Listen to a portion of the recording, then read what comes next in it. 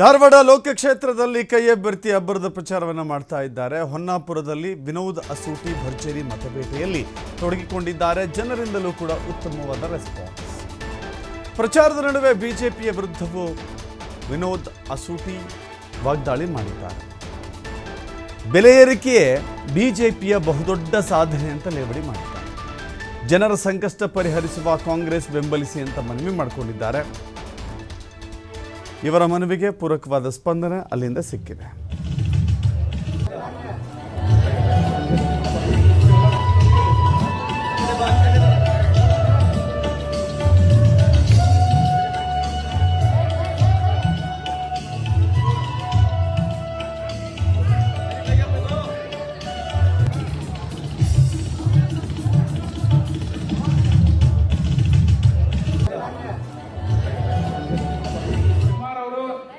परशुराम जाधव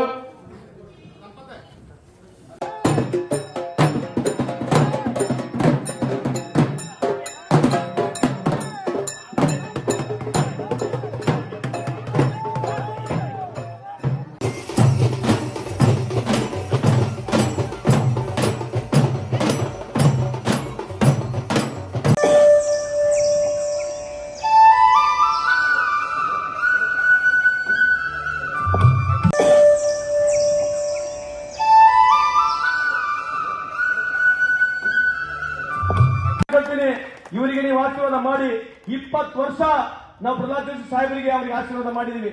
ಒಂದು ಬಾರಿ ಕಾಂಗ್ರೆಸ್ ಪಕ್ಷವನ್ನು ಬೆಂಬಲಿಸ್ರಿ.